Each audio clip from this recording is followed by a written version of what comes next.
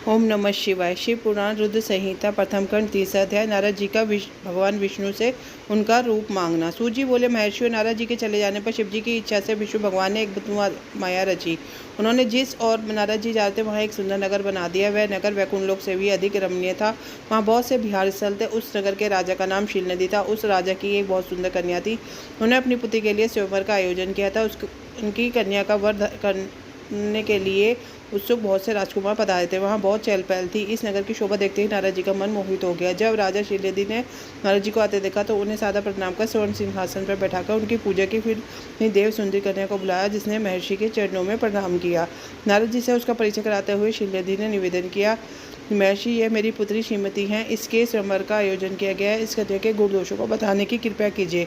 राजा के ऐसे वचन सुनकर नारद जी बोले, राजन, आपकी कन्या साक्षात लक्ष्मी है। इसका भावी पति भगवान शिव के समान वैभवशाली, त्रिलोकजनी, वीर तथा कामदेव को भी जीतने वाला होगा।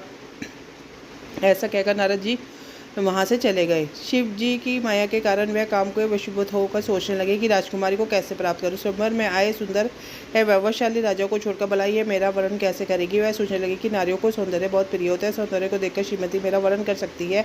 ऐसा विचार कर नारद जी फिर विष्णु लोक में जा पहुंचे। उन्होंने राजा शील नदी की कन्या की स्वयंवर के बारे में बताया तथा उस कन्या के साथ विवाह करने की इच्छा व्यक्त की। उन्होंने भगवान विष्णु से प्रार्थना की कि वह अपना रूप उन्हें प्रदान करे ताकि श्रीमती उन्हें ही वरे। सूत जी कहते हैं, महर्षि नारद मुनि की ऐसी बात सुनकर भगवान मधुसूदन हंस पड़े और भगवान शंकर के प्रभाव का अनुभव करके उन्होंने इस प्रकार उत्तर दिया। भगवान विष्णु बोले, है नारद, अब हाँ आप अवश्य जाइए। मैं आपका हित उसी प्रकार करूँगा जिस प्रकार पीड़ित व्यक्ति का श्रेष्ठ व्यक्त करता है, क्योंकि तुम मुझे विशेष प्रिय हो। ऐसा कहकर भगवान विष्णु ने नारद मुनि को वानर का मुख तथा शेष अंगों को अपना मनोहर रूप प्रदान कर दिया। तब नारद जी अत्यंत प्रसन्न होते हुए अपने आप को परम सुंदर समझकर शीघ्र ही स्वयंवर में आ गए। उस राज्य में सभा में जा बैठे। उस सभा के रुद्रगण ब्राह्मण के रूप में बैठे हुए थे। नारद जी का वानर रूप केवल कन्या और गणगणों को ही दिखाई दे रहा था। बाकी सबको नारद जी का वास्तविक रूप ही दिखाई दे रहा था। नारद मन ही मन प्रसन्न होते हुए श्रीमती की प्रतीक्षा कर रहे थे। हे ऋषियों, वह कन्या हाथ में जयमाला लिए अपनी सखियों के साथ स्वयंवर में आई। उसके हाथों में सोने की सुंदर माला थी। वह शुभ लक्षणा राजकुमारी लक्ष्मी के समान अपूर्व शोभा पा रही थी। नारद मुनि का भगवान विष्णु जैसा शरीर और वानर जैसा मुख देख वह कुपित हो गई और उनकी ओर दृष्टि हटाकर मनोवांछित वर की तलाश में आगे चली गई। सभा में अपने मनपसंद वर को ना पाकर वह उदास हो गई। उसने किसी के भी गले में वरमाला नहीं डाली। तभी भगवान विष्णु राजा की वेशभूषा धारण कर वहां पहुंचे। विष्णु जी को देखते ही उस परम सुंदरी ने उनके गले में वरमाला डाल दी।